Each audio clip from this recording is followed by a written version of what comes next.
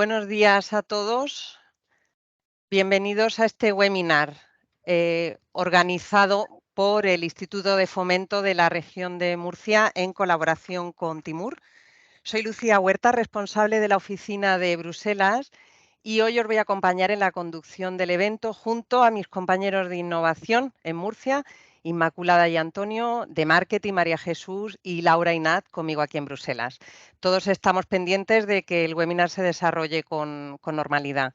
Durante los próximos 90 minutos vamos a tener la oportunidad de contar con información de primera mano sobre el contexto y las claves de la nueva Ley Europea de Inteligencia Artificial, y lo haremos de la mano de dos expertos que han tenido un papel directo en su concepción, diseño y negociación desde la Comisión Europea y el Consejo de la Unión Europea. Y además también contaremos con la visión de las empresas regionales sobre las oportunidades, los retos, los aspectos éticos y legales que se desprenden del uso de la inteligencia artificial y el impacto de la nueva normativa en todo ello. Al final de estas intervenciones tendremos un espacio para dirigir preguntas a los ponentes. Podéis dejar vuestras preguntas a través de la pestaña que tenéis en la plataforma de preguntas y respuestas y luego las trasladaremos en vuestro nombre. Pero ya vamos a empezar. El consejero de Economía no puede estar hoy con nosotros, como le hubiera gustado, le disculpamos en su nombre, pero será Joaquín Gómez, nuestro director del Instituto de Fomento, el que dé oficialmente inicio a la jornada con unas palabras de bienvenida. Director, tienes la palabra. Gracias.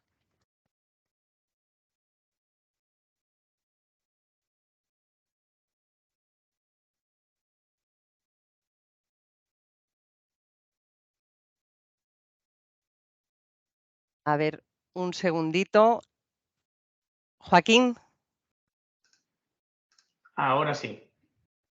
Bueno, decía que buenos días, y lo primero, dar las gracias a los ponentes, que me consta han hecho un esfuerzo importante por ajustar su agenda para que las empresas de la región de Murcia y los emprendedores pues, podamos conocer de primera mano las novedades de esta nueva ley.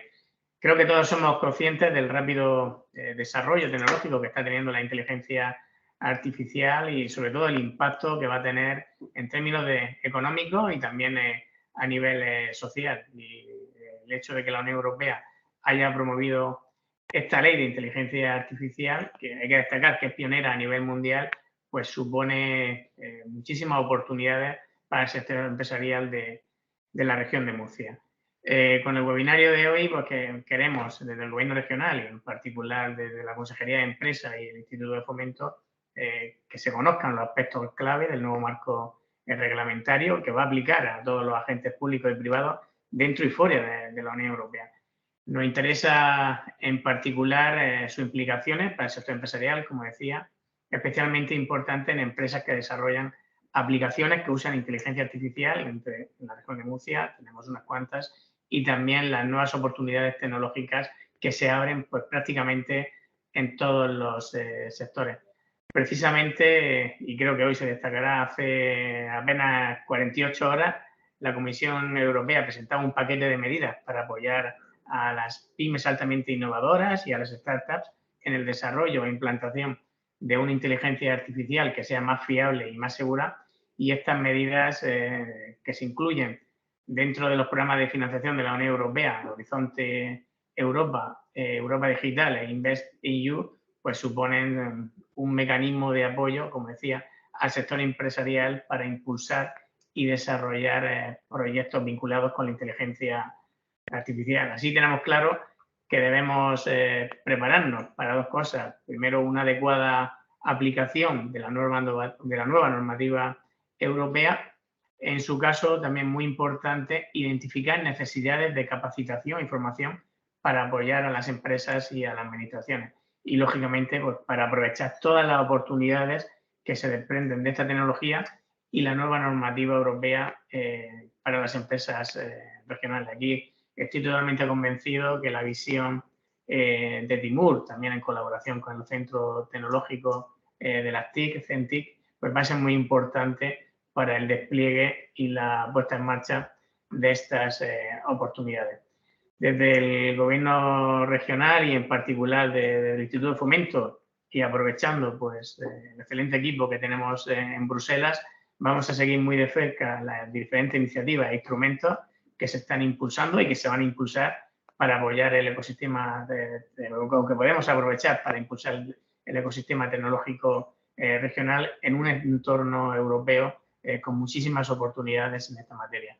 No me extiendo más, tenemos ante nosotros, como decía, muchísimas oportunidades para aplicar en sectores que son estratégicos para la región de Murcia, el sector alimentario, la logística, la salud, todo lo relativo a sostenibilidad, a educación, a movilidad, a smart cities, y está en nuestras manos aprovechar todo el potencial de la inteligencia artificial y, como no, las herramientas que a nivel europeo se ponen a nuestra disposición para financiar el desarrollo de los proyectos, ya sean públicos o sean privados. Espero que la jornada se desarrolle con éxito y que podamos aprovechar al máximo el conocimiento que nos van a transmitir los ponentes. Muchísimas gracias.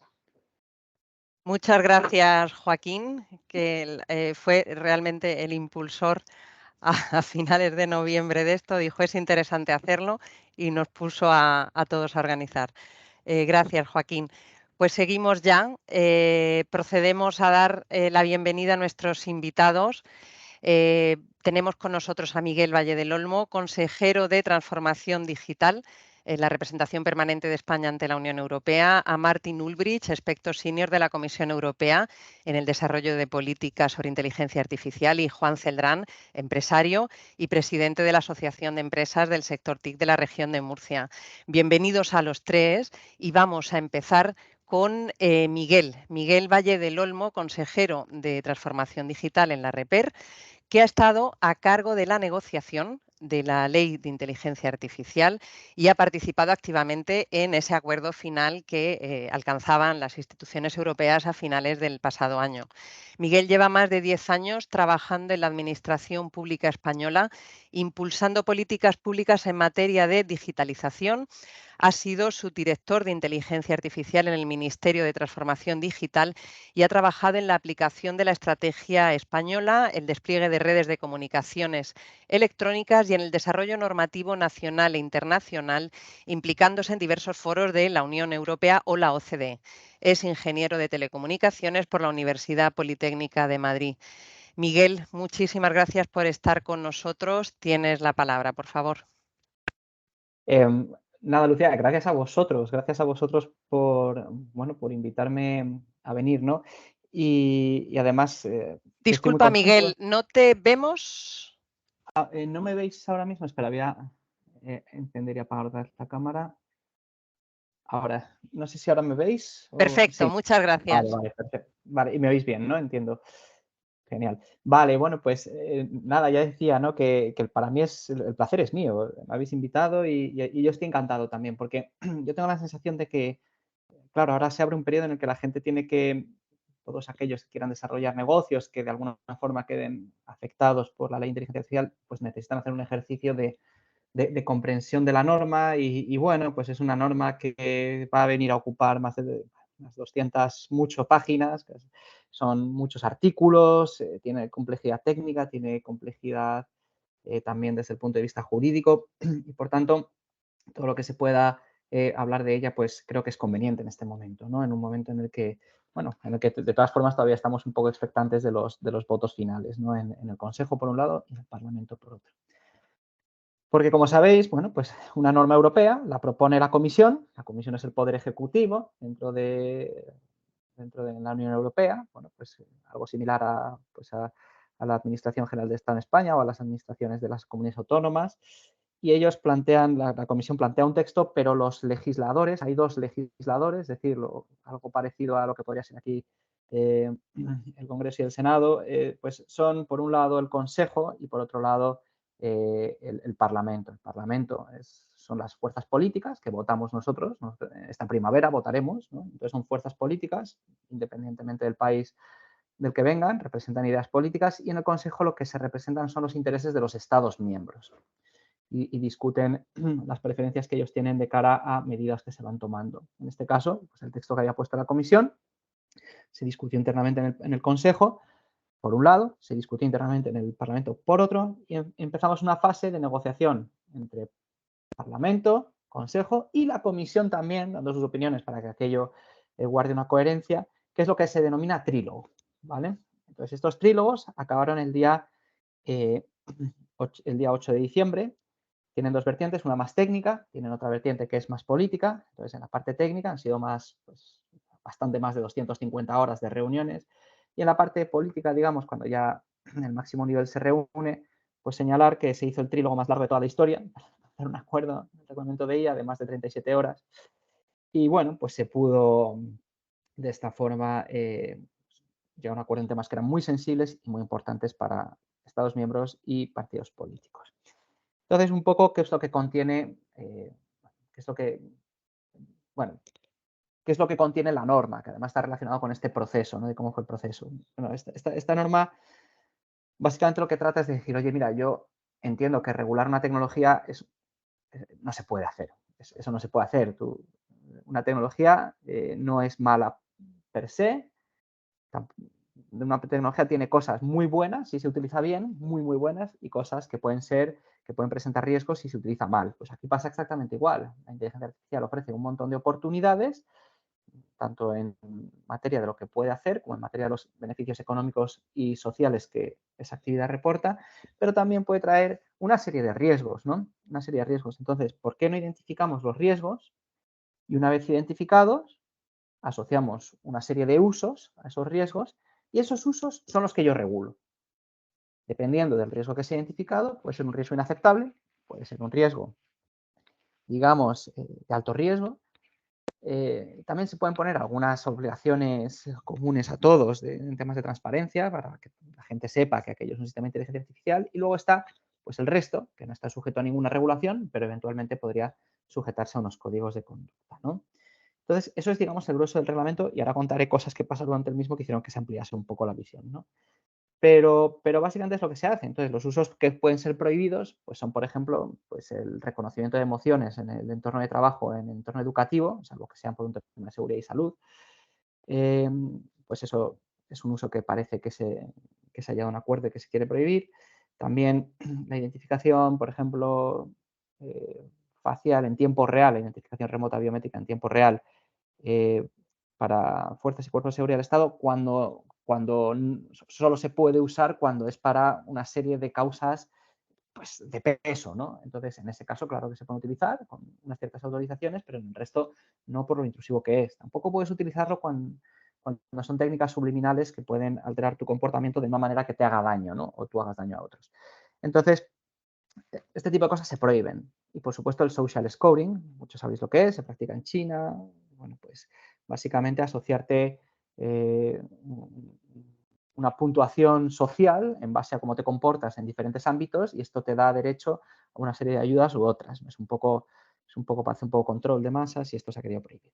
Bueno, sea como fuere, esto es prohibido. Y luego están los usos de alto riesgo, bueno, que son otra serie de usos, ¿no? Pues como policía predictiva, la identificación remota biométrica a posteriori, que es una cosa que usan las investigaciones habitualmente, sistemas que se usan para seleccionar a gente en el trabajo, bueno, en fin, o en juicios, ¿no? Pues ahí lo que tienes que hacer es diseñarlos muy bien, porque en el pasado ha habido incidentes que salieron en prensa, además, pues en Holanda, en Estados Unidos, de sistemas de este tipo que, por no haber estado cuidadosamente diseñados, bueno, pues trajeron una serie de efectos indeseados. Pues, bueno, pues se le pone una serie de requisitos. Los proveedores de estos sistemas tienen que cumplir con los requisitos, tendrán que ir a una evaluación de conformidad y se les pondrá el marcado CE. A partir de ese momento se les observa. Oye, si hay un incidente tienes que reportar a las autoridades nacionales, en este caso será la Agencia de Supervisión de IA, que está en La Coruña, y además habrá una coordinación a nivel europeo, si el caso puede ser más grande, o también si hay que tomar medidas de algún tipo. Luego, ya digo, esto es un poco lo que se hace, es decir, una regulación ex ante y ex post. También se pone alguna obligación mucho más limitada sobre lo que es el que usa la inteligencia artificial, es decir, aquel juzgado, aquella empresa de selección de personas que la vaya a usar, pues tiene que tener algunas obligaciones, pero más limitadas, de transparencia, y luego también medidas para evitar que los deepfakes pasen inadvertidos. Y, por último, bueno, pues el resto se regula con códigos de conducta. ¿Pero qué ocurrió? Ya intento ser breve, pero que durante la negociación pues aparecieron cosas, ¿no? Nadie es ajeno a la aparición de... yo lo digo con su nombre y apellidos, pero no es lo único, desde luego, de ChatGPT, ¿no?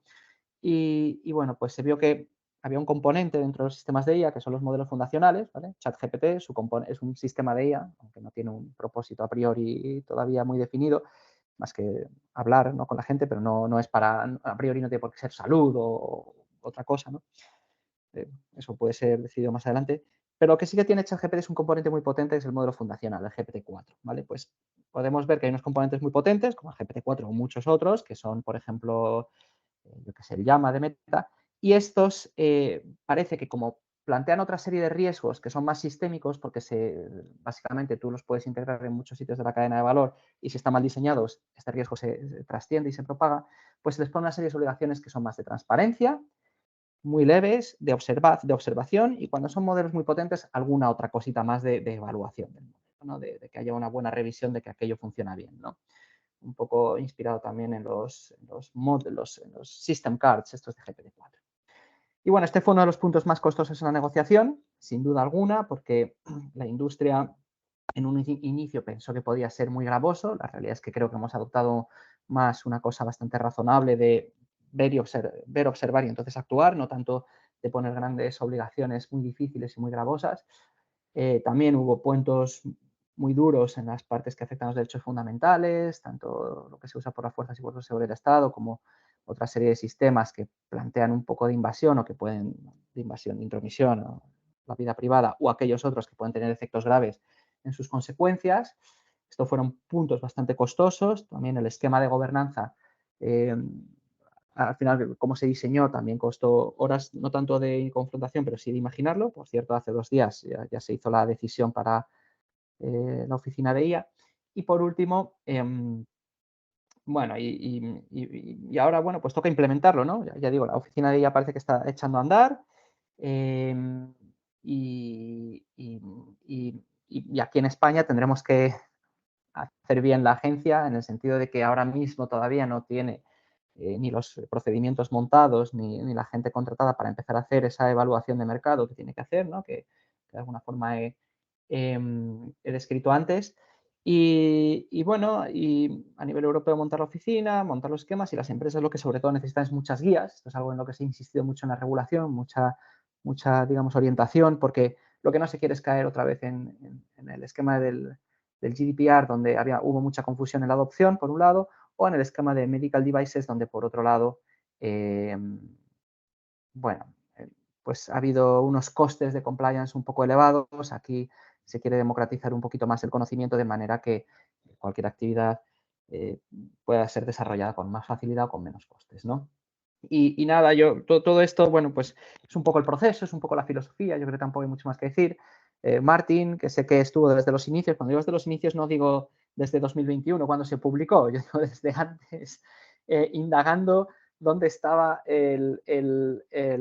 digamos, el meollo de toda la cuestión. Él creo que puede ofrecer ahora una visión todavía más detallada, o por lo menos para entender de dónde sale todo esto, y yo no quiero acaparar más, por supuesto estoy disponible para cualquier pregunta que pueda surgir. Muchísimas gracias, Miguel. Seguro que habrá preguntas, ya sea para este lado de los Pirineos o para su implementación allí en España. Muchas gracias por tu magnífica exposición. Ya tenemos los antecedentes que han culminado con el acuerdo sobre la nueva ley, los puntos claves y lo que está por llegar. Y pasamos ahora, como comentaba Miguel, a Martin Ulbricht, experto senior de la Comisión Europea en el desarrollo de políticas sobre inteligencia artificial. Martin es economista y lleva 20 años ocupándose de cuestiones digitales en la Comisión desde diferentes enfoques. Se unió al equipo de inteligencia artificial allá por 2018, contribuyendo ya a la redacción del libro blanco y a la evaluación de impacto de esta propuesta de la que hoy tenemos un preacuerdo político. Antes de unirse a la unidad de inteligencia artificial en la Comisión, su trabajo se centraba en el aspecto económico de las redes, el geoblocking o bloqueo geográfico y el impacto de la digitalización en el mercado laboral. Anteriormente trabajó en los departamentos también de Política Industrial y Transportes y en el Centro Común de Investigación, el JRC, que es el órgano científico de la Comisión Europea, clave para ofrecer datos y evidencias al trabajo legislativo europeo. Martín, Muchas gracias también a ti por estar aquí con nosotros. Cuando quieras, tienes la palabra. Encantado, ¿me oís? Sí, muy bien. Muchas gracias a Miguel por haber explicado muy bien ya el reglamento. Quizás, ya que ahora sabemos de lo que se trata, es importante ponerlo en un contexto general. Es que yo he empezado en la política de la industria de la inteligencia artificial en 2008 y es propio el momento cuando hemos comenzado con una estrategia europea. Y desde el inicio la estrategia ha sido el de sí, sí, pero sí, es una buena tecnología, pero hay varios riesgos. Y eso es algo que se ha continuado durante todo el tiempo. Lo hemos hecho en 2018. Pues hemos empezado con el grupo de expertos de alto nivel éticos para hablar de los riesgos y al mismo tiempo hemos hecho un plan industrial que se llama Plan Coordinado. Y después de las discusiones en el grupo ha habido una gran consultación pública del grupo de expertos que han recibido más de 600 comentarios. Han publicado unas guidelines, unas indicaciones cómo hacer de manera ética. Después hemos publicado el libro blanco del 2020. En el cual hemos hablado de los riesgos y también de los lados positivos. Y al final, en 2021, hemos publicado la propuesta de reglamento que vemos ahora y al mismo tiempo hemos publicado una revisión del plan industrial. ¿Por qué cuento esas cosas que ya son de 3 o 5 años?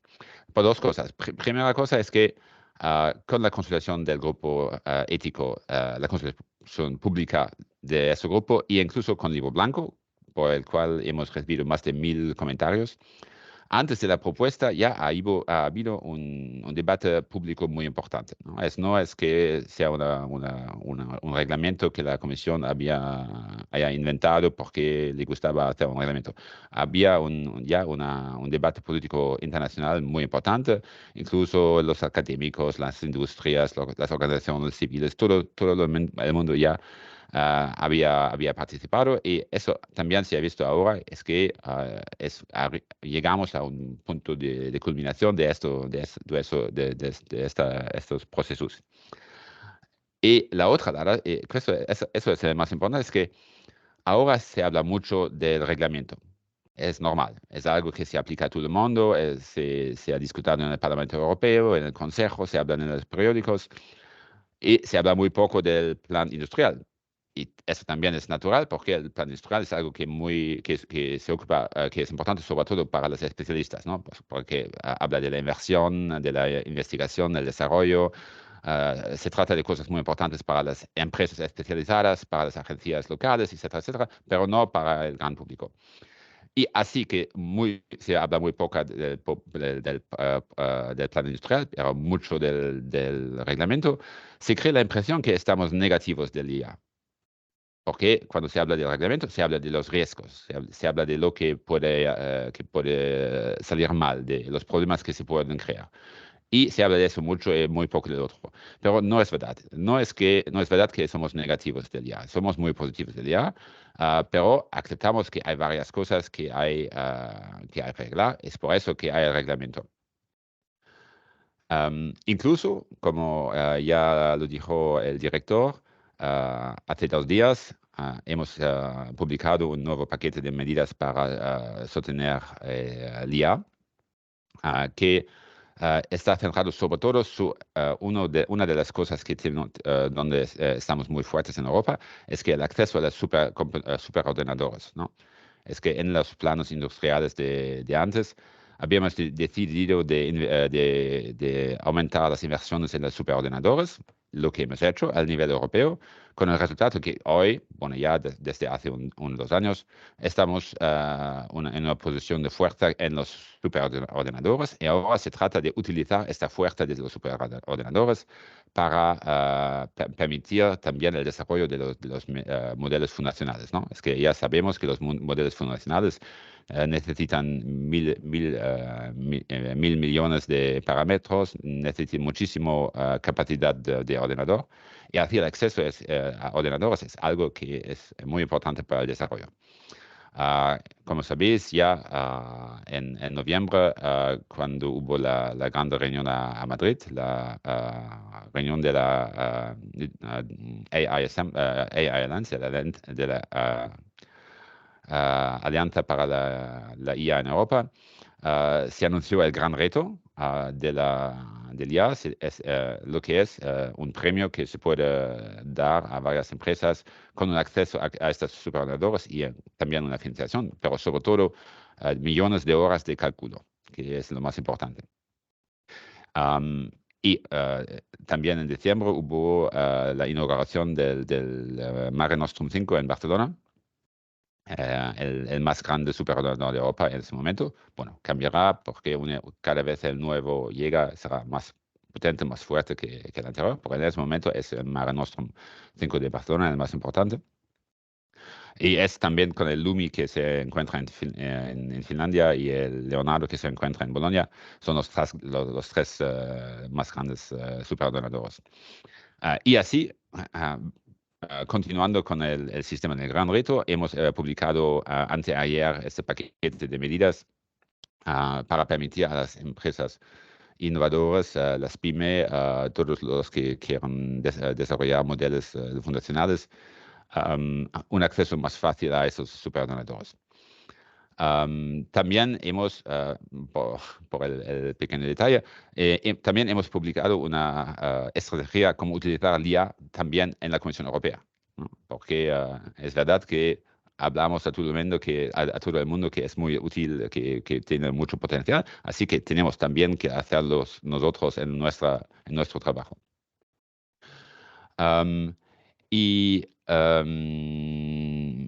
Y también hemos creado una alianza europea para un modelo para las tecnologías lingüísticas, con el objetivo de crear un modelo como ChatGPT, pero con mucha variedad lingüística, ¿no? Es que en Europa hay muchísimas lenguas y no todas las lenguas tienen lo bastante volumen de datos en el Internet, ¿no? En inglés hay millardes de documentos, pero en las pequeñas lenguas no siempre hay muchísimos datos. Así que hemos creado, con el apoyo de 11 Estados miembros y 10 más que se añadirán o que son observadores, es decir, con una gran mayoría de los Estados miembros, una alianza para permitir inversiones en el desarrollo de esos modelos fundacionales de lengua, de Natural Language Processing, es decir, del tratamiento del lenguaje natural. Bueno, ya les he hablado de 2008 hasta ahora. Bueno, hablamos de 6 años, ¿no? Desde el inicio de la estrategia hasta hoy. Pero hoy, incluso cuando se apruebe el texto de ley, no es que todo entra directamente en fuerza, ¿no? Es que hay un programa de tiempo que se deja a las empresas para poner en práctica. Las primeras obligaciones entran en práctica 6 meses después, que será, si ahora se aprueba la ley, será en octubre, y una gran parte solo 2 años después, es decir, en 2026, en el inicio de 2026. Es decir, que el proceso ha tenido mucho tiempo, no 8 años. 8 años ya es mucho tiempo, y en una tecnología como la inteligencia artificial, donde se hace una revolución todos los 2 meses, es muchísimo tiempo. Y una de las razones por eso es que la ley IA, el reglamento IA, es una novedad total, que es muy raro, ¿no? Cuando se hace al nivel europeo un reglamento, una ley, suele ser que ya exista algo y se hace una modificación. Se añadan unas excepciones, se aumenta un nivel de un criterio. O si no hay ya algo que existe a nivel europeo, se basa en un modelo que existe en un Estado miembro. o en una región de un Estado miembro, o si no hay nada en los Estados miembros, se basa en lo que se pasa en los Estados Unidos o en Japón. Pero en ese momento, el reglamento IA no hubo ningún modelo en ninguna parte del mundo. Bueno, es decir, es algo que se ha creado desde cero. Es una de las razones por qué hemos necesitado más tiempo, porque todo el mundo tenía que entender, bueno, ya teníamos que inventar el sistema y después hubo necesidad para todo el mundo de entenderlo.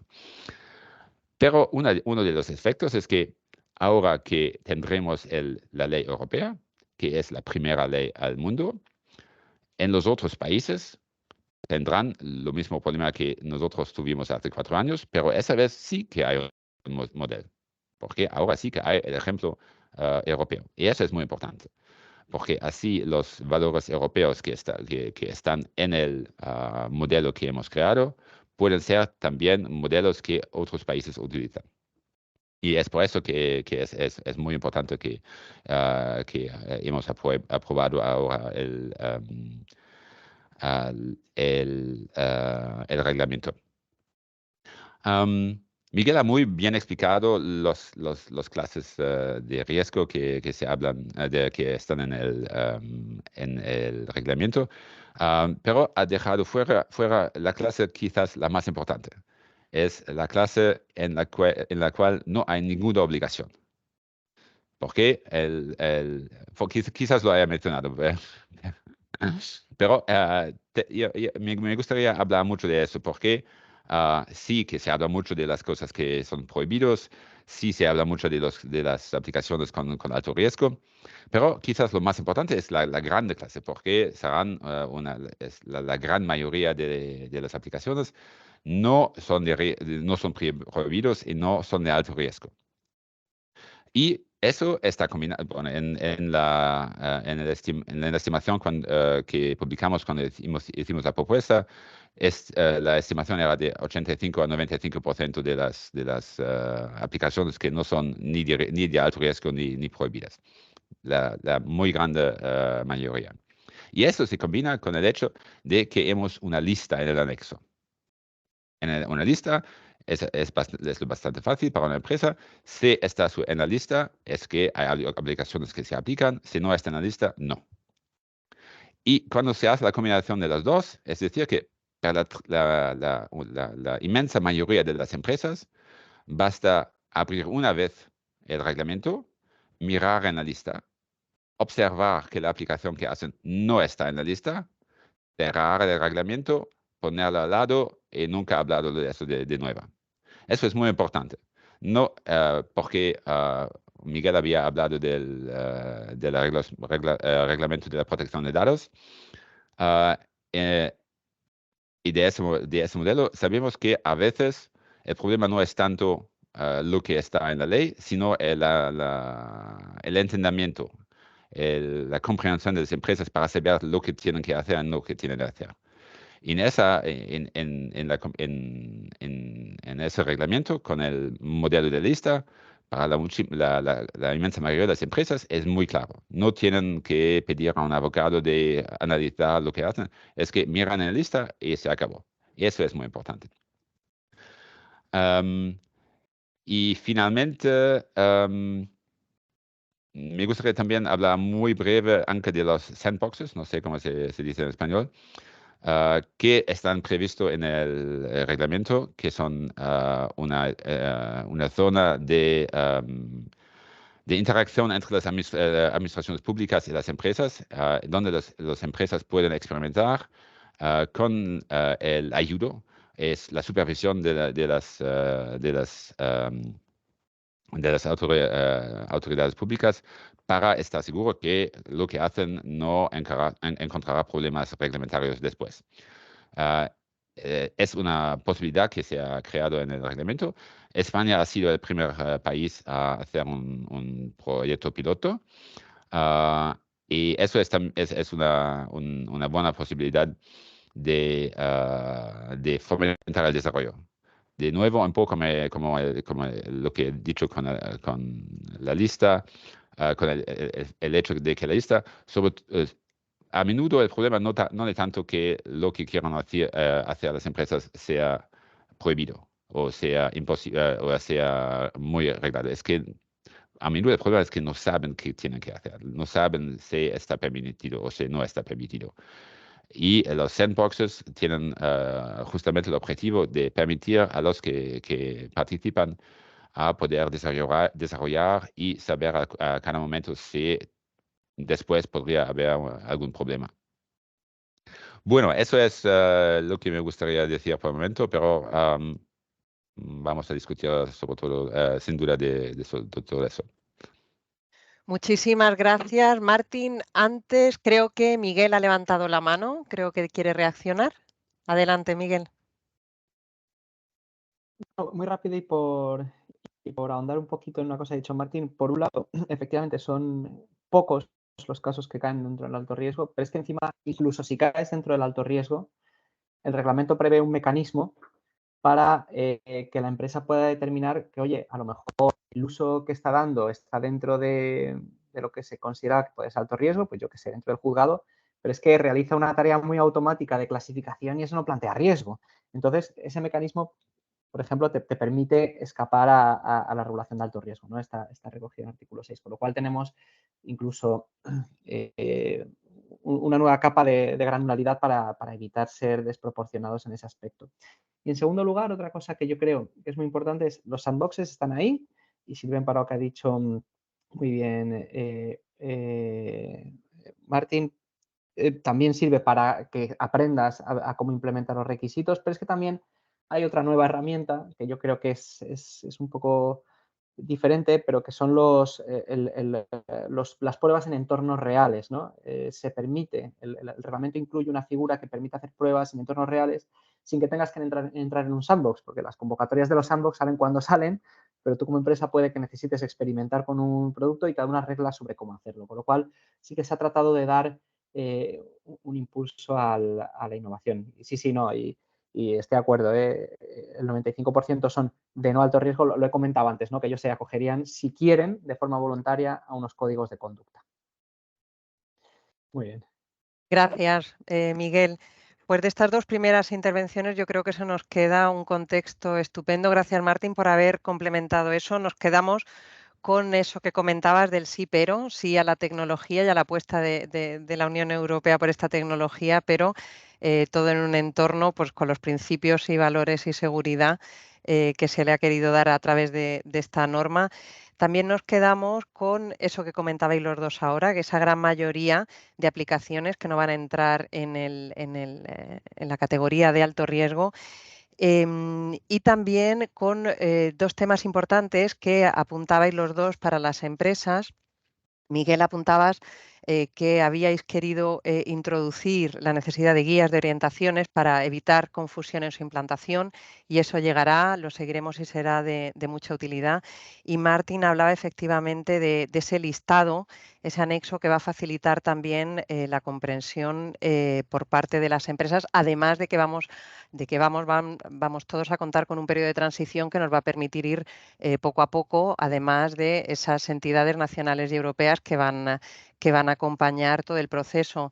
Y además de ese paquete que habéis publicado hace un par de días y que ya nos hemos devorado, pero que tendremos que ir poco a poco, hay temas también muy interesantes como esa fábrica de inteligencia artificial que va a ofrecer muchas oportunidades a través de los supercomputadores, de esa red que tenemos y en particular en España.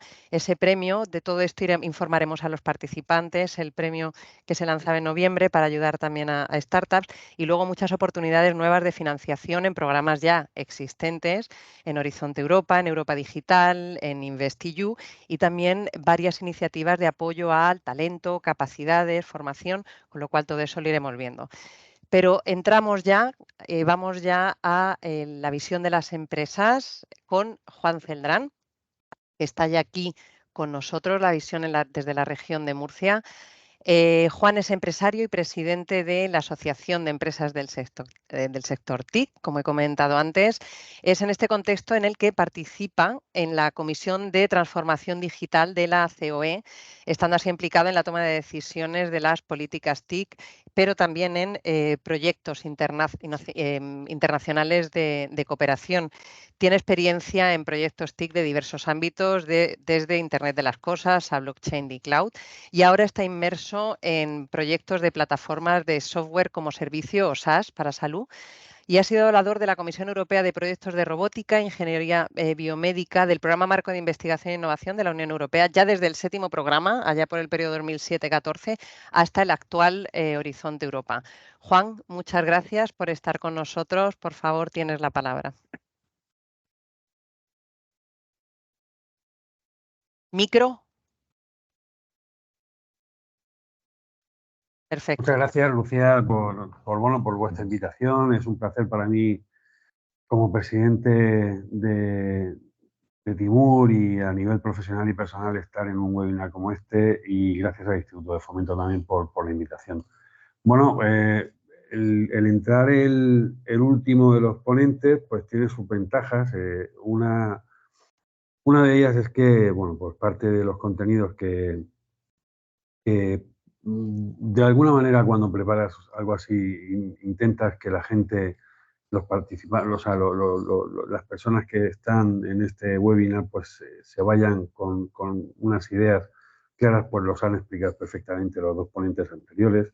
Yo sí quería dar una retrospectiva de estas mismas cosas, pero a nivel de impacto en las empresas. En las empresas de nuestro entorno, en las empresas de la región de Murcia, en las empresas del arco del Mediterráneo. Entonces, pues bueno, vamos a dar una pequeña pasada por encima sobre esto. Y bueno, pues el impacto de la ley en las empresas europeas y españolas y de nuestro entorno, pues básicamente las hemos estado comentando, pero bueno, sería una de ellas las obligaciones para los desarrolladores y usuarios de los sistemas de la inteligencia artificial, en este caso nuestro, pues a las empresas TIC para los desarrolladores. Y bueno, hemos visto que establece una serie de obligaciones de cumplimiento, pero también, por lo que hemos visto, aparece en nuestro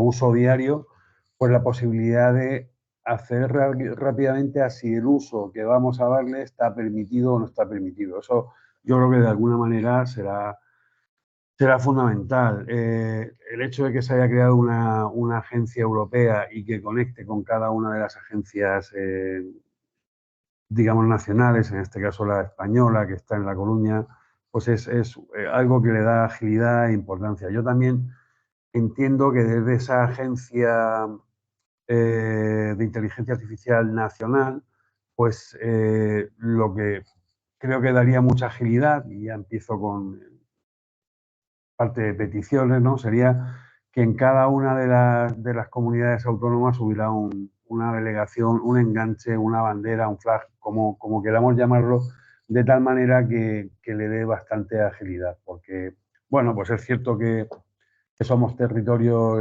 parecidos, pero cada una de las provincias pues tiene un sesgo de aplicación diferente, y sobre todo al principio pues va a ser un poco complicada la interpretación, como pasa siempre con cualquier tipo cualquier reglamento o ley nueva.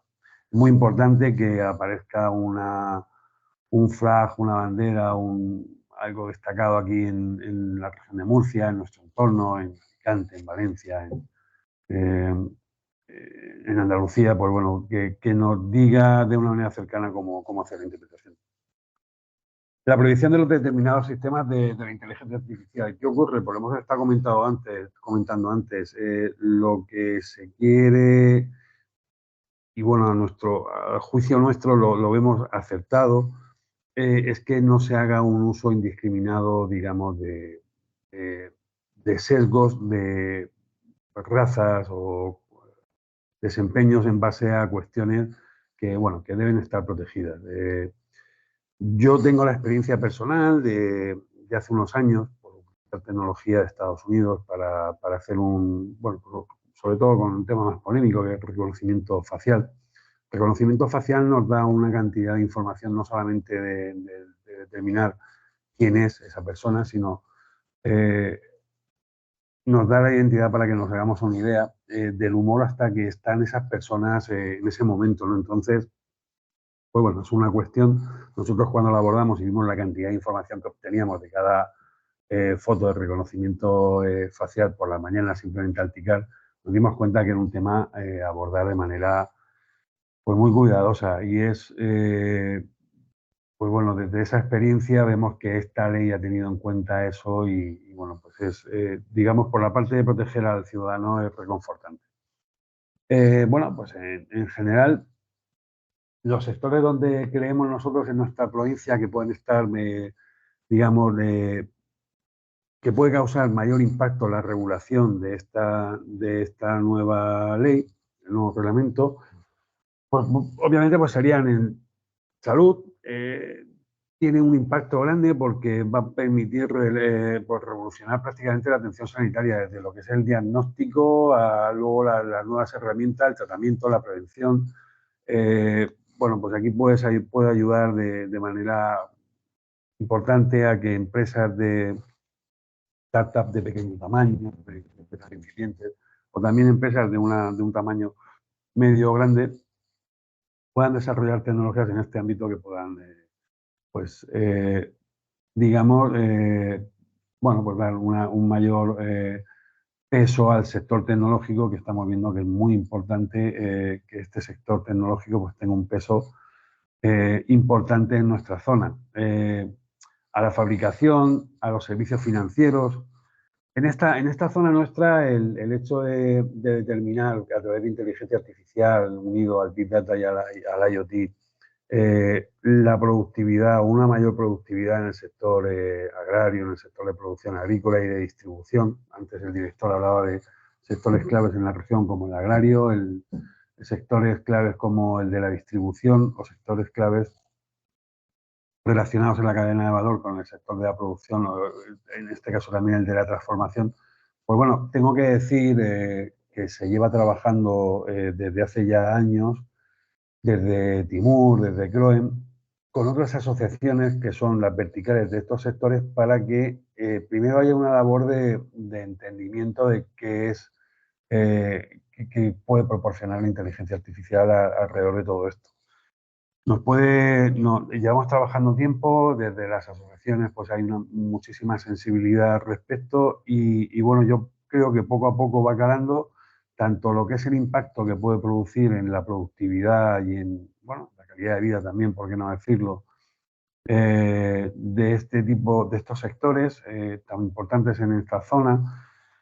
Lo que está, esa labor de difusión pues ha sido importante y bueno, pues ahora este nuevo actor que es el reglamento y la nueva ley de inteligencia artificial que regula la inteligencia artificial, pues yo creo que es importante también que haya por parte de las administraciones públicas pues una labor de difusión entre el colectivo empresarial para que pues bueno, la aplicación de esto sea digamos, regulada, efectiva y transicionada. Sobre todo esto último porque permite un mejor desempeño de las capacidades. Bueno, el reto para las empresas españolas, sobre todo por un tema de tamaño en el TIC, nosotros en nuestro, para bien y para mal, pues bueno, tenemos un sector empresarial donde las pymes predominan, las large enterprises o las empresas grandes son las menos. Sin embargo, el impacto en la facturación o en el PIB es al revés. Entonces, que las empresas pequeñas y medianas tengan una capacidad de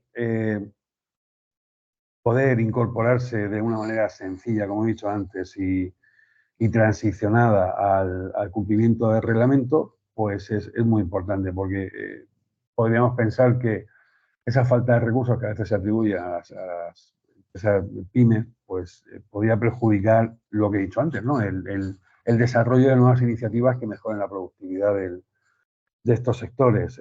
Bueno, pues importante que se empiece a crear, como ha pasado en otros años y en otras épocas y en otras cuestiones a nivel empresarial, con temas como la calidad o la innovación, pues que se empiece a crear un pequeño ecosistema de profesionales que sean capaces de hacer de interface, es decir, de ayudar a las empresas, a las pymes, a ir incorporándose a estas nuevas herramientas. Bueno, pues aquí tenemos unas cuestiones de impacto en las empresas de lo que acabo de comentar, que sería, pues bueno, costes adicionales, complejidad adicional o desventajas competitivas. Pero yo creo que entendiéndolo bien y formando y trabajando en la formación de nuevos profesionales que creen un ecosistema que haga de interface alrededor de esto, pues yo creo que sería una de las medidas para mitigarlo, ¿verdad?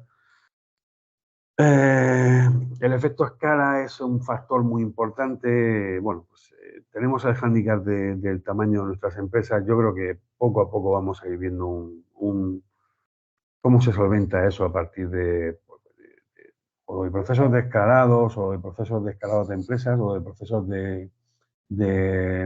digamos, de adquisiciones o de fusiones de empresas que le den un tamaño superior a nuestras empresas para abordar estos retos con suficiencia.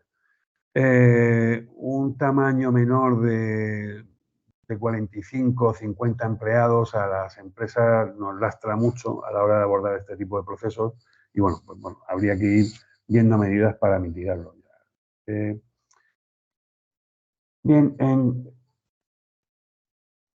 recomendaciones o cosas a tener en cuenta para las pequeñas empresas para abordar este tipo de retos, esta ley y lo que supone con suficiencia. Pues bueno, ya lo estamos haciendo, ¿no? Comenzar a prepararse con antelación. Este tipo de iniciativas, este webinar del Instituto de Fomento va en esa línea. Buscar un asesoramiento especializado, lo comentaba antes, es importante que empiecen a haber profesionales que sean capaces de asesorar. Desde Timur hemos estado trabajando junto con CROEN, junto con otras asociaciones y estamentos de provincias como Alicante, Valencia, Granada, Málaga, Baleares. Hemos estado trabajando para identificar y hacer cosas en común de los profesionales que puedan, precisamente para ayudar en este tipo de cuestiones que sabíamos que podían llegar. La regulación en Europa, pues ahora hablaremos de ello, intentaré dar un esbozo. La regulación en Europa, pues siempre tiende a ser, y lo ha sido, más importante o menos laxa, ¿no? Porque, por ejemplo, en Estados Unidos si hay un adjetivo que puede calificar un poco las actitudes, ahora hablaremos de esto, de la laxitud con respecto a cómo se comportan las herramientas de inteligencia artificial, o China, que funciona de otra manera, ahora también hablaremos de esto. Pero bueno, es en Europa donde hemos dado el primer paso, hemos dado el paso de regular las cosas, como se ha podido ver con los otros dos expertos. Parece abordable, no parece excesivamente restrictiva y tiene, pues bueno, parece bastante razonable cómo se ha tratado. Y creemos que, bueno, Europa ha dado un paso que de alguna manera ha sido valiente y seguirán las otras dos superpotencias como son Estados Unidos y China.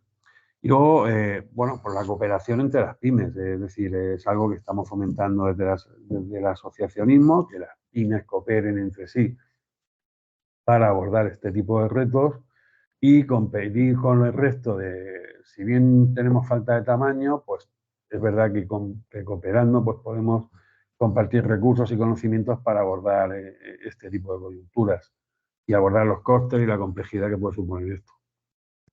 Bueno, respecto a lo que hablaba antes de la regulación que ha puesto en marcha la Comisión Europea y la Unión Europea respecto a China y Estados Unidos, es muy diferente. Voy a mencionar, bueno, voy a hacer una pasada por encima cómo está en ambos territorios. En China, el gobierno ha aprobado una serie de leyes y regulaciones que rigen el desarrollo y el uso de la inteligencia artificial. Bueno, incluyen entre ellas medidas generativas de la AI. Estas medidas dicen que regulan el desarrollo y el uso de la AI en áreas sensibles, como seguridad nacional, defensa y aplicación de la ley. En Europa se ha intentado hacer algo parecido. Las reglas sobre los datos personales pues regulan la recopilación, el uso, la transferencia de datos personales y las reglas sobre la competencia que se aplican a empresas que desarrollan la inteligencia artificial. tienen como objetivo este tipo de regulaciones, pues también, como hemos visto aquí en Europa, desarrollar y que se use de forma responsable. Y bueno, estamos viendo que a su manera, porque a su manera en China, pues hay una serie de regulaciones y leyes que hacen un marco, digamos, de caldo de cultivo para que se haga un uso, pues bueno, toda la potencia que pueden dar este tipo de herramientas, pero también protegiendo a la población. Pero bueno, ya digo que lo hacen a su estilo. A mí me da la sensación, sin conocerlo en profundidad, que ahí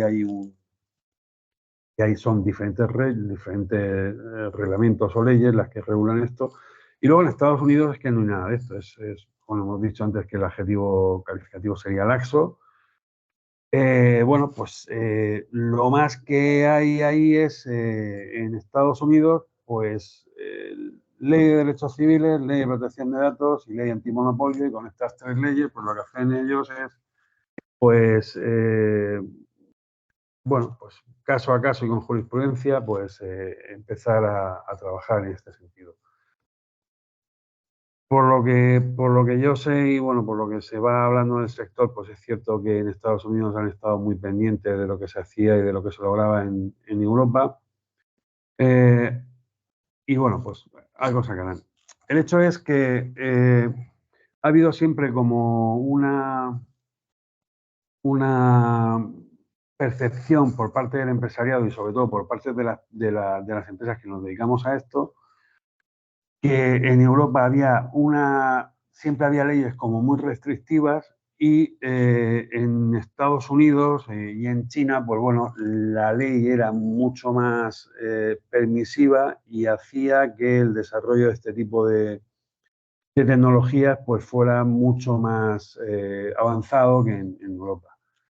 Bien, pues yo creo que cada uno juega con sus armas, que al final también al ciudadano hay que protegerlo. Ya digo, yo llevo trabajando en este tiempo y veo la potencia que tienen para cuestiones como productividad, la inteligencia artificial, y luego también percibo el peligro que tiene pues, en tener un control sobre la ciudadanía o un control soterrado sobre todo lo que hacen los ciudadanos, que al final pues, produce un poco de nerviosismo casi distópico. Bueno, no hay mucho más por mi parte que abordar. Que, bueno, pues que las empresas en nuestra región yo creo que tienen un nivel de preparación suficiente. Tenemos asociaciones como CROEN, como Timur, cercano pues está nosotros Alicante, que también ha estado. Yo creo que en Alicante son pioneros en España en de la inteligencia artificial. Aquí hemos tenido mucha suerte de tenerlos cerca y tener conexión y cooperación con ellos porque bueno, pues hemos logrado avanzar rápido y eso nos da una buena posición. Hay asociaciones digamos, de profesionales como la asociación de MIA aquí en Murcia o organismos de interface muy importantes que desde hace ya tiempo se enfocaron y centros tecnológicos, como puede ser el Centro Tecnológico de las Tecnologías de la Información, que desde hace tiempo dio un giro y se abordó desde allí bueno, que había que tener un grupo de profesionales bien formados y trabajando para ayudar a los retos que nos suponían a las empresas de nuestro sector y de otros sectores respecto al Big Data. Al final el Big Data es donde se apoya la inteligencia artificial. Y la propia inteligencia artificial, nosotros en el Centro Tecnológico hemos logrado que hayan ya 10 profesionales formados en abordar este tipo de retos. Y bueno, pues yo creo que es un orgullo para la sociedad empresarial murciana y la sociedad en general tener un centro tecnológico como este, que es capaz de abordar retos, pues bueno, como hablaba al principio el director, de cuestiones de logística, de cuestiones del sector agrario, de agrotransformación, y de sectores de salud, de otras transversales, hábitat, que son, pues bueno, el eje de donde gira la productividad de la región de Murcia. Yo no creo que haya que seguir abordando esto. Yo creo que mi intervención, pues bueno, hasta aquí está bien. Estoy pues, atento a las preguntas que pudieran surgir y a vuestra disposición. Muchísimas gracias, Juan. Nos quedamos, por tanto, con que la norma te parece razonable y que la Unión Europea ha dado un paso valiente en este sentido y que esperemos que sigan los demás. También has comentado la importancia de que se atienda dentro de esa gobernanza a la especificidad de los territorios, de las regiones y que haya enlaces adecuados en el ámbito regional y local con las agencias nacionales y europeas. También para ayudar en la complejidad en esa aplicación y la importante labor de formación que va a hacer falta para que haya un pool suficiente de profesionales para que ayuden a las empresas en la aplicación de la ley, pero también en la explotación de la tecnología y la importancia del trabajo en común y la cooperación entre entidades de otras regiones, entre pymes de la propia, para compartir recursos y conocimientos. Nos quedamos con todo eso. Os recuerdo, por favor, que para hacer preguntas a cualquiera de los tres ponentes podéis dejarlas en la pestaña que tenéis en la plataforma de preguntas y respuestas, porque si no es un poco complicado levantando la mano e interviniendo. Os pido que por favor las vayáis dejando allí y enseguida mi compañero, el jefe de innovación del Info, Antonio Romero, que ha estado siguiendo esas preguntas, las va a trasladar ya sea a Miguel, a Juan o a Martín, como consideréis. Antonio. Hola, ¿qué tal? Bueno, enhorabuena a los ponentes, a los tres, y dar los buenos días a todos los asistentes. Aquí hay algunas primeras preguntas de nuestro compañero Rafa Martínez, del Instituto de Fomento, y es acerca de los Digital Innovation Hubs, que entiende que tienen un papel crucial para fomentar los sandboxes de los cuales hablabais antes y promover una aproximación mucho más en la práctica, más de desarrollo, no tanto en el ámbito de la regulación, sino ya en la práctica desarrollar esas aplicaciones de inteligencia artificial. No sé qué pensáis sobre esto, Miguel, Martín.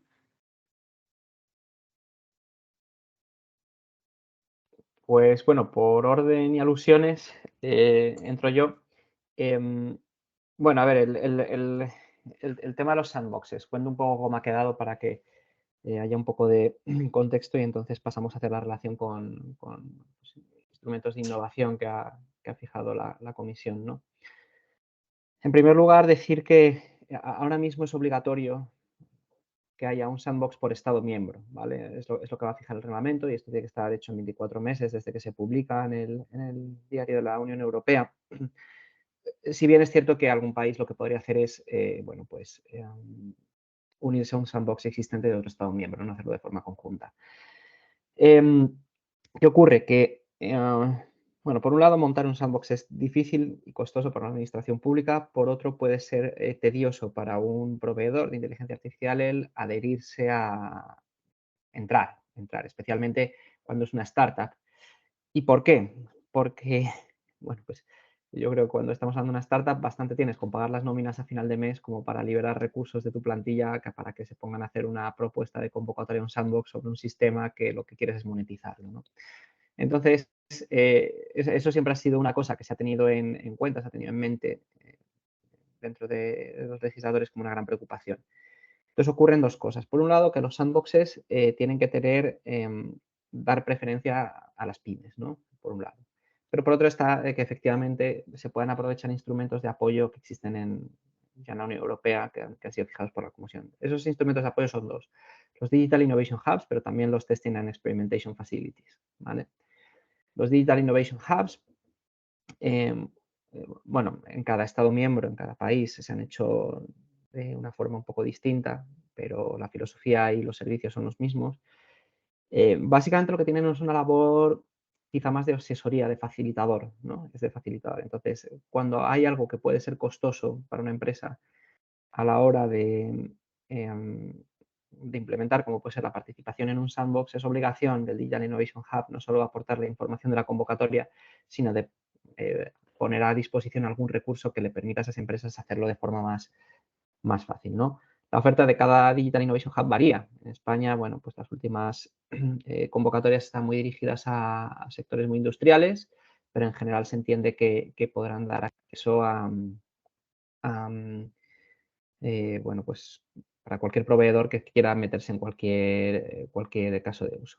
Y luego están los Testing and Experimentation Facilities, ¿vale? Claro, a lo mejor en un sandbox, y esto es un servicio que puede ser para ambos, para proveedor y para administración pública. A lo mejor en el proceso de evaluación de conformidad y en aras a poder probar el producto y para poder probar el producto cumpliendo con los requisitos del reglamento, que es una de las formas en las que se podría implementar un sandbox, porque los sandboxes pueden ser de diversas formas, ¿no? Es posible que se necesiten infraestructura de testeo que puede ser costosa. Entonces, lo que sí que ha hecho la comisión es fijar en base a una serie de temáticas, por ejemplo, de salud, también de materias Smart Cities. Bueno, hay varias, ¿no? Hay varias temáticas. Pues han fijado unas infraestructuras de testeo a las que se puede acudir para poder tener esa infraestructura a disposición para poder hacer las pruebas de una manera más conveniente, ¿no? Incluso hay una serie de ayudas en las que se cobra muy poco por el acceso a estos Testing and Experimentation Facilities. De manera que al final un sandbox tiene que estar apoyado de diferentes formas, ¿no? Por un lado, el cómo entras a él y una vez dentro de él, si tienes que hacer algún test, y no solo para el sandbox, los Testing and Experimentation Facilities, es también para poner en el mercado un producto, poder tener a disposición esas infraestructuras.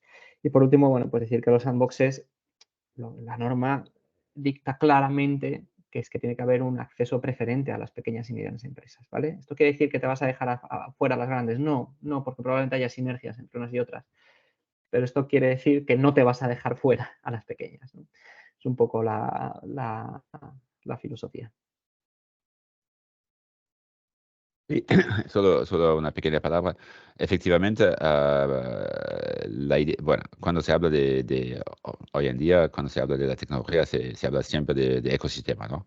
Ecosistema es un poco la idea de que hay varios elementos y que todos funcionan juntos. Y eso es también la idea de los sandboxes, de los Digital Innovation Hubs, del Real World Testing, del Testing and Experimentation Facilities. Hay todo hay varios elementos del apoyo público para el desarrollo que pueden trabajar de manera diferente. Bueno, se puede encontrar el caso que el Digital Innovation Hub trabaja muy estrecho con el Regulatory Sandbox. En otros países puede ser diferente, ¿no?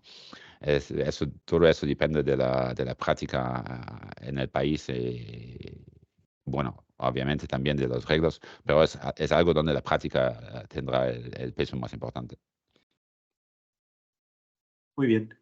Bueno, recordad que las cuestiones, por favor, como decía Lucía antes, hacerlas por favor a través de preguntas y respuestas, porque veo una mano levantada de Adolfo Pérez.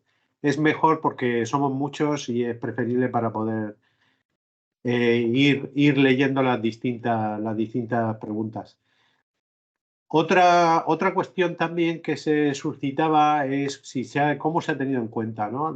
Toda esta normativa de inteligencia artificial con la ley industrial y de la propiedad intelectual. ¿Cómo va a hacer Europa para acompasar estas distintas normativas? Bueno, concretamente, perdón, la ley de propiedad industrial e intelectual y luego las de protección general de datos, el reglamento general de datos, de protección de datos. Bueno, la primera cosa que hay que tener en cuenta cuando se habla del reglamento IA es que hoy en día el reglamento no está en fuerza, pero ya hay leyes que se aplican a la IA. Para la protección de datos, las prácticas desloyales comerciales, la seguridad de los productos, las directivas antidiscriminatorias. Bueno, hay muchísimas, como a cualquier actividad económica, ¿no? Es que hay muchos reglamentos horizontales que se aplican. Y el objetivo del reglamento IA es que con el nuevo contexto tecnológico, los derechos que ya existen hoy continúan a aplicarse, ¿no? Es que no se puede decir en un futuro, bueno, no sabemos si hay discriminación porque es la máquina, que es el ordenador que ha decidido, así que finalmente hay una ley que no se aplica. Es por eso que hemos hecho la AI Act. Y obviamente continúan a aplicarse también las leyes de la propiedad intelectual y otra cosa.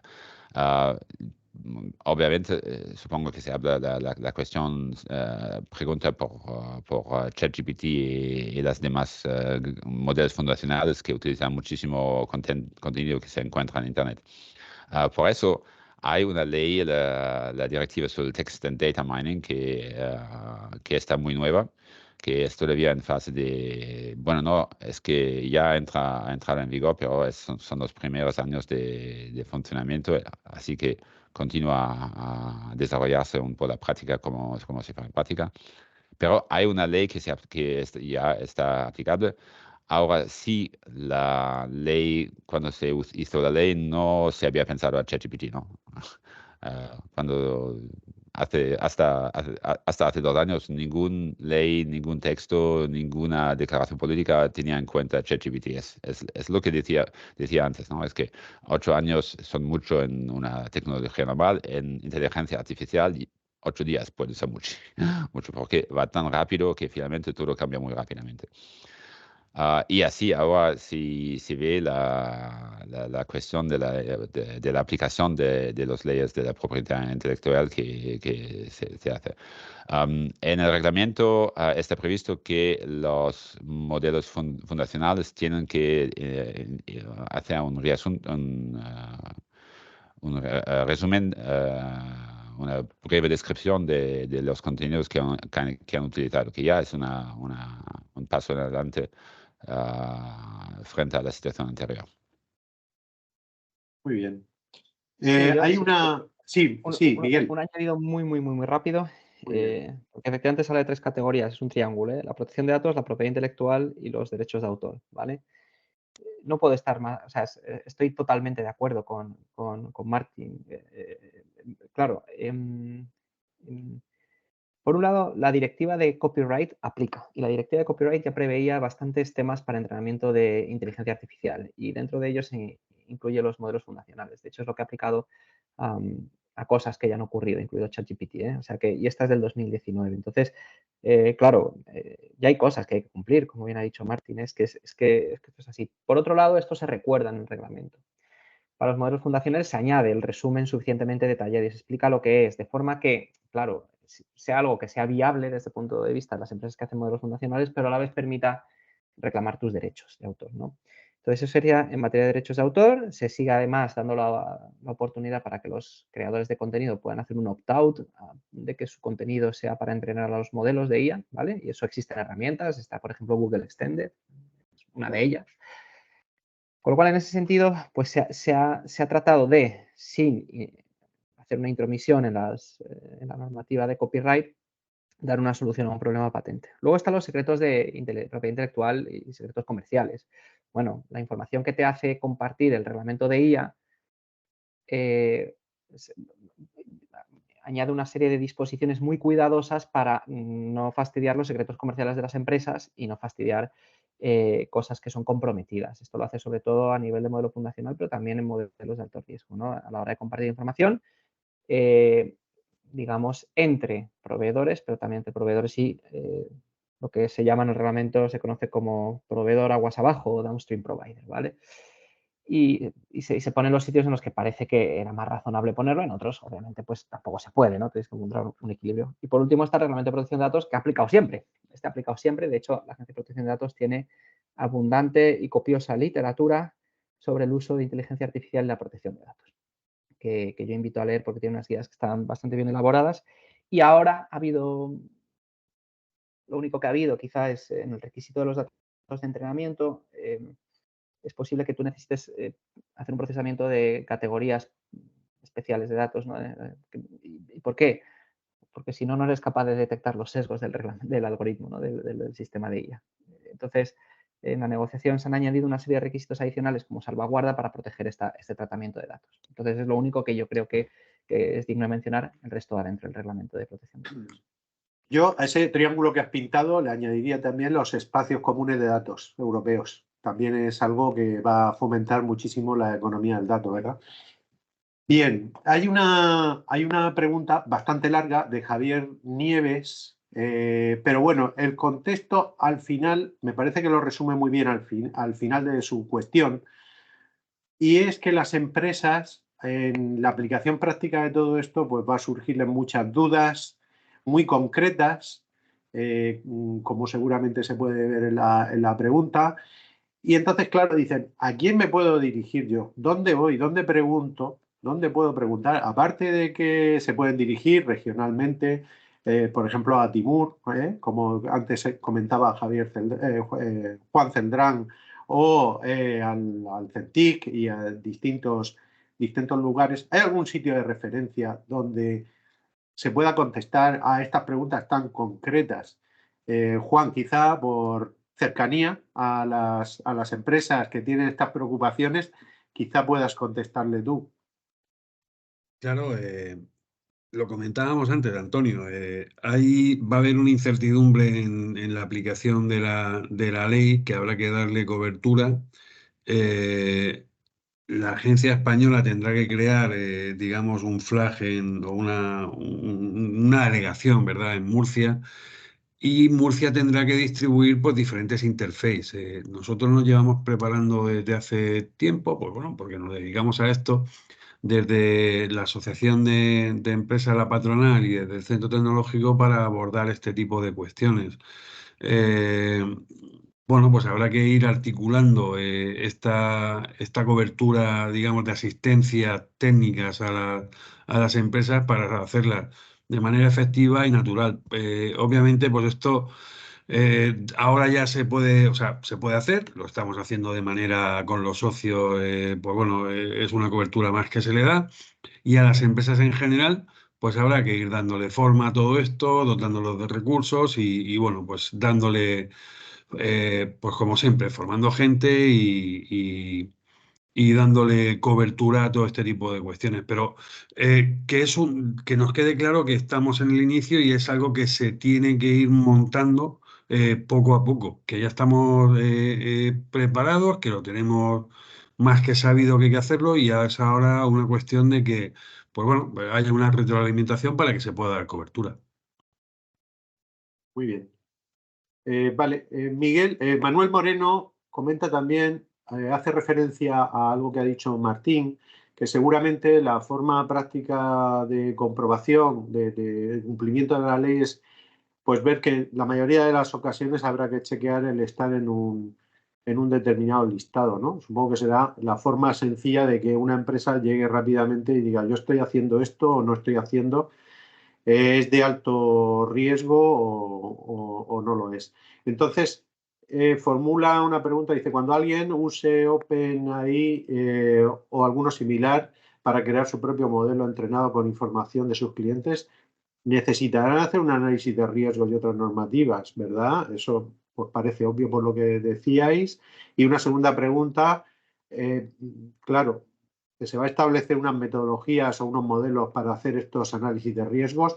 Creo que la pregunta gira también en torno a lo mismo, ¿no? Yo creo que la preocupación de muchos de los que están conectados es ¿cómo trabajo a partir de ahora para no salirme del marco normativo? Eso, ¿qué referencia tengo? Antes preguntaba el Javier Nieves, ¿dónde me puedo dirigir?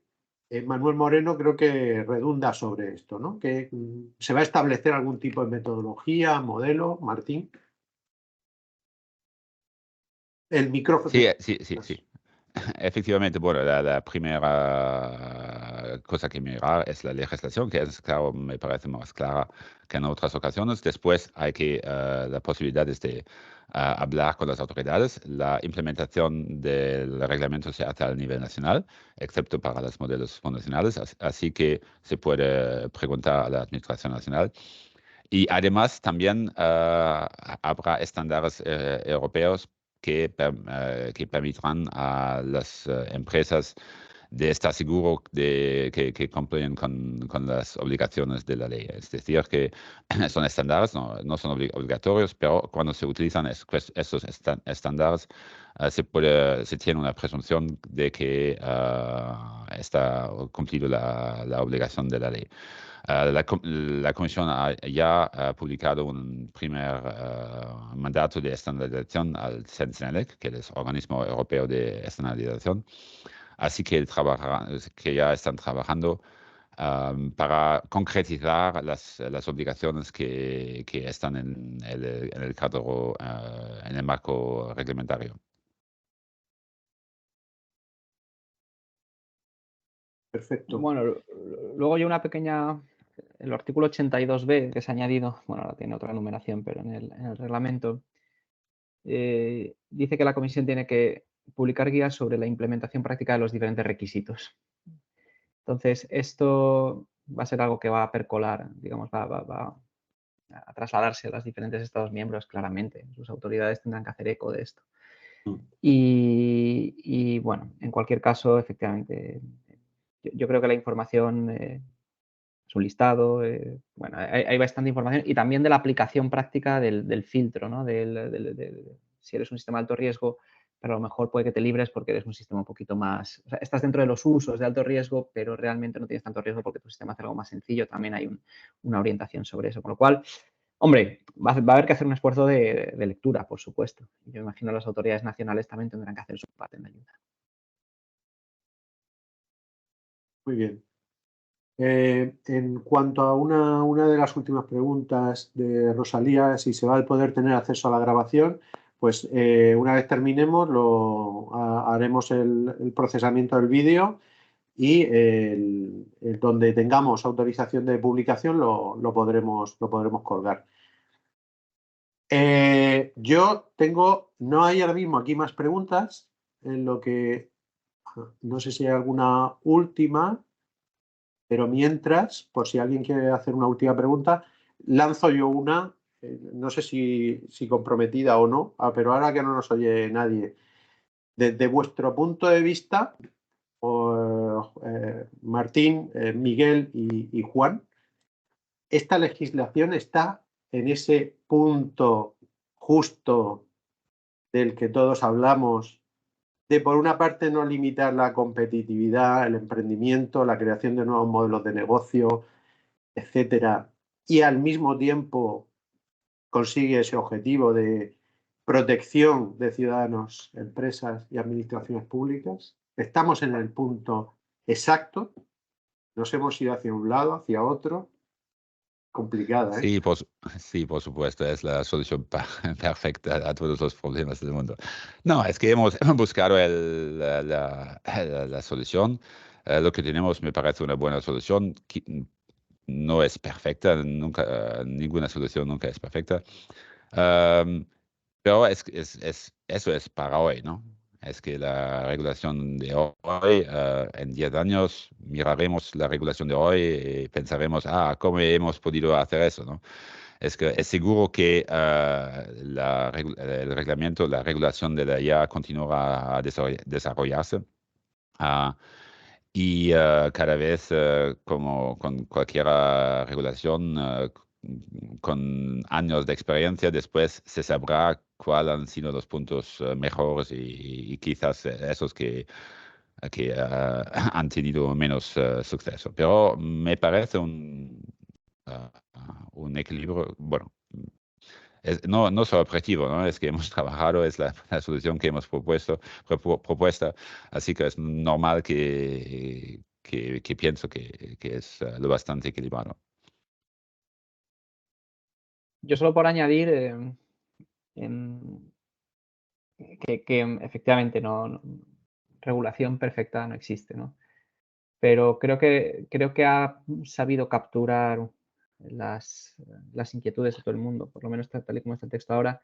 La prueba de ello es, insisto, récord en tiempo de negociación en la historia de la legislación europea. Quiere decir, o sea, en un mismo trílogo, en el trílogo final, estuvimos 38 horas metidos, sin dormir, y haciendo lo que podíamos. Entonces, bueno, pues allí lo que se trató, obviamente muchas cosas venían de antes ya muy debatidas, se trató de alcanzar una solución que fuera aceptable para todos, porque además es que no solo no es que exista una solución, no existe una solución perfecta, es que además lo que puede ser perfecto para mí no lo es para otro, ¿no? Esto tiene la virtud de bueno, sin ser perfecto para nadie, servir un poco para todos. Entonces, creo que sin duda alguna lo que mejor podría dar respuesta a precisamente a esas inquietudes que dices, que de alguna forma tienen un cierto punto de contraposición. Juan. Antonio, gracias. Nosotros, en el ámbito empresarial nuestro, llevábamos mucho tiempo ya debatiendo en la posición de inferioridad en la que partíamos las empresas de España y de Europa respecto a poder trabajar con una herramienta que todos sabíamos que iba a ser un punto de inflexión en muchas cuestiones de muchos ámbitos, de muchos sectores, de muchos dominios. Y partíamos con el profundo convencimiento de que estábamos en desventaja respecto a lo que se podía hacer en Estados Unidos y en China, ejemplificándolo. O sea, una startup en Europa no tenía las mismas oportunidades de desarrollo en este ámbito que una startup en Estados Unidos. Esto es desde hace 4, 5, 6 años para acá, desde que se está trabajando o desde que yo soy consciente que y en mi entorno se está trabajando con inteligencia artificial. Con esta ley, y tu pregunta era si estaba en el punto justo, yo sí pienso que no sé, en el punto justo no lo sé, en el umbral sí. Es decir, yo como con todo lo que hemos visto anteriormente y hasta ahora, yo sí me siento confortable, cómodo con esta ley. Creo que, por una parte, pues como no podía ser de otra forma, carga de burocracia al empresario a la hora de ejecutar este tipo de cuestiones, pero eso es lo que tiene la regulación. Pero por otra parte, no deja esto como si fuera el salvaje oeste de que salves el primero, que normalmente será el más grande, el más poderoso y el que más recursos tenga. Y dejando pues totalmente desprotegido al ciudadano, a la pequeña empresa, a la startup y tal. Entonces, leyendo la ley, pues yo entiendo que está, y pudiendo haber pues, profundizado hoy en esto, con la opinión de los expertos y la exposición, hombre, yo pienso que estamos en el umbral más o menos adecuado para que, incluso como hemos dicho antes, que Estados Unidos y China se fijen lo que hemos hecho. Muy bien. Lucía, no hay más preguntas en el chat. Estupendo. Muchísimas gracias, Antonio. Y además son las 11:05, con lo cual es un momento estupendo para cerrar. Termina el tiempo que teníamos previsto, pero desde luego tendremos ocasión de seguir profundizando. Muchísimas, de verdad, muchísimas gracias a los 3 ponentes por su tiempo. Enseguida nos dijeron que sí, por haber compartido con todos nosotros esta valiosísima información.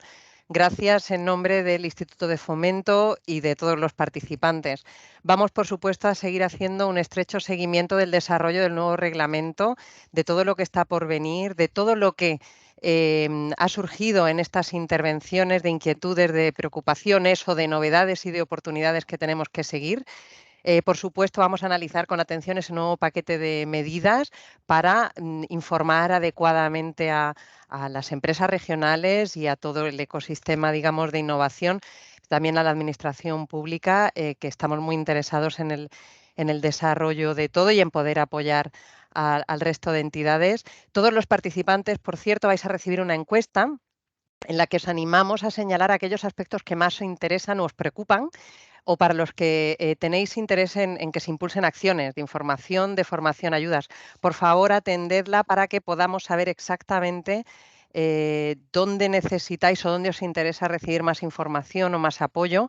Aprovecho para recordaros que los equipos tanto de InfoEuropa como de innovación del Info estamos a vuestra disposición pues para ampliaros información, resolver dudas, consultas, apoyo, asesoramiento, tanto para proyectos europeos como búsqueda de socios y como comentaba también Juan, también tenéis a CENTIC, a Timur y a toda una serie de asociaciones en la región que están a vuestra disposición y no os olvidemos de las universidades que también necesitamos de su input y su conocimiento.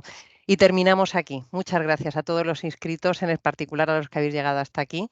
Esperamos que os haya resultado esta sesión interesante. Para nosotros, desde luego, así lo ha sido. Gracias de nuevo a los ponentes y hasta aquí. Muchísimas gracias y buen fin de semana a todos. Gracias. Gracias.